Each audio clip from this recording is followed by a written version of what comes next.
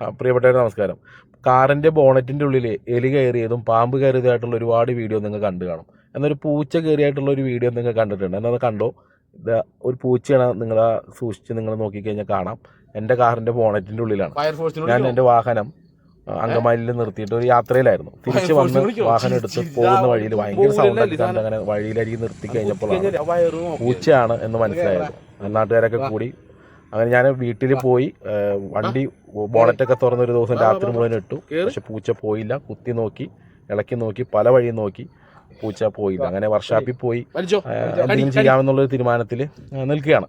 ഫയർഫോഴ്സിനെ വരെ വിളിച്ചു, അങ്കമാലി ഫയർ സ്റ്റേഷനിൽ വരെ വിളിച്ചു ചോദിച്ചു. അപ്പോൾ അവർ പറഞ്ഞു വർക്ക്ഷോപ്പിൽ പോയാൽ മതി, ഞങ്ങൾ വന്നിട്ടൊന്നും ഞങ്ങൾക്ക് പ്രത്യേകിച്ച് ഒന്നും ചെയ്യാനില്ല എന്നൊക്കെ അഭിപ്രായം പറഞ്ഞു. വെള്ളം ഒഴിച്ചൊക്കെ നോക്കിയിട്ടും പൂച്ച ഒരു രക്ഷയില്ല. ഭക്ഷണം കാണിച്ചു ഒരു രക്ഷയില്ല, പോകുന്നില്ല. അപ്പോൾ ആ ഒരു സംഭവമാണ്, ആദ്യത്തെ അനുഭവമാണ്. പൂച്ച വണ്ടിയിൽ തന്നെയാണ്.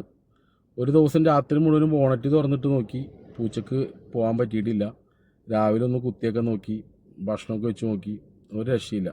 ഒന്നില്ലെങ്കിൽ അത് കുടുങ്ങി കാണും, എന്ത് പറയാനാണ്. ഇന്നിപ്പോൾ ഉടനെ രാവിലെ തന്നെ വീട്ടിൽ നിന്ന് ഇറങ്ങി. ഇനിയിപ്പോൾ ഒരു വർക്ക്ഷോപ്പിൽ പോയി വണ്ടി ഒന്ന് പൊക്കി നിർത്തി അടിയൊക്കെ അയച്ച് അങ്ങനെ എടുക്കാൻ പറ്റുമോ എന്നുള്ളൊരു ശ്രമം.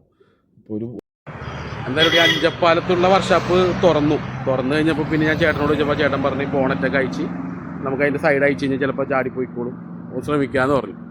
അപ്പോൾ പിന്നെ അങ്ങനെ ആവട്ടെ എന്ന് എഴുതിയിരിക്കുന്നത്. അപ്പോൾ രാവിലെ തന്നെ പണി രാവിലെ ഇന്നലെ കിട്ടിയ പണിയാണ്. ആ പണി ഇന്ന് നമ്മളൊന്ന് കളയാനായിട്ട് നോക്കിയാണ്.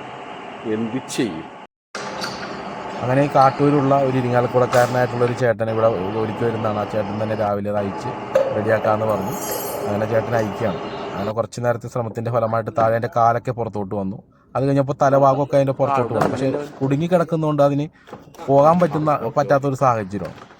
അപ്പോൾ അതിൻ്റെ ബമ്പറും കൂടിയൊക്കെ അയക്കേണ്ടി വരും എന്നുള്ളൊരു അഭിപ്രായം വന്നു. അങ്ങനെ ആ ചേട്ടനോട് ആ കാര്യങ്ങളൊക്കെ അങ്ങോട്ട് ചെയ്യാൻ പറഞ്ഞു. പോടാ ചാടറാ. ഓ അതെ, ഈ ബെൽറ്റ് ഈ എന്ത് സാധനമാണ് അതാണ് അവന് പോകാൻ പറ്റാത്തത് അല്ലേ? വയറിലെന്തോ വയറ് കുടുങ്ങിക്കിട്.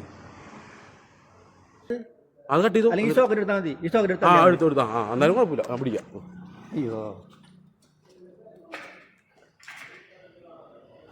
എന്താണെങ്കിലും ഇപ്പം അതിൻ്റെ ഒരു ജീവപ്രശ്നം കൂടിയല്ലേ.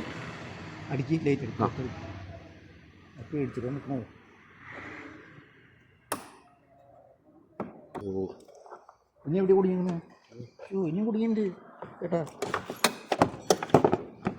പോണവൻ രാമഭദ്രൻ തല്ലിയവൻ പിടിച്ചോ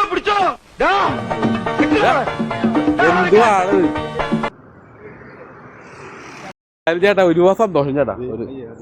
പോണു